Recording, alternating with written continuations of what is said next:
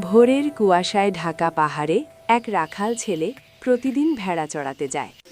একদিন সে দেখে ঝোপের ভেতর একটা ছোট সোনালি পাখি কাঁপছে। হাতে তুলে নিতেই পাখিটা শান্ত হয়ে বসে থাকে। সেই দিন থেকেই অদ্ভুতভাবে আর কোনো ভেড়া হারায় না। ঝড় এলেও তারা নিরাপদে ফিরে আসে। গ্রামটা ধীরে ধীরে নিশ্চিন্ত হয়ে ওঠে। ছেলেটা পাখিটাকে গাছের ডালে ছেড়ে দেয়, নিজের খাবার ভাগ করে খাওয়ায়। কিন্তু গ্রামের মাতব্বর দূর থেকে সব দেখে ভাবে, এই পাখি তার ঘরে থাকলে সে সবচেয়ে শক্তিশালী হবে। এক রাতে সে খাঁচা নিয়ে এসে পাখিটাকে ধরে ফেলে। পরদিন সকালেই আকাশ কালো হয়ে যায়, পাহাড়ে ঝড় ওঠে, ভেড়াগুলো দিগ্ভ্রান্ত হয়ে ছড়িয়ে পড়ে। ছেলে দৌড়ে গিয়ে খাঁচার সামনে দাঁড়িয়ে কাঁপা হাতে দরজাটা খুলে দেয়। সোনালি পাখিটা এক মুহূর্ত তার দিকে তাকিয়ে আকাশে মিলিয়ে যায়।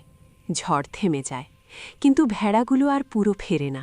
সন্ধ্যায় ছেলে পাহাড়ের চূড়ায় একা দাঁড়িয়ে থাকে, ফাঁকা মাঠের দিকে তাকিয়ে।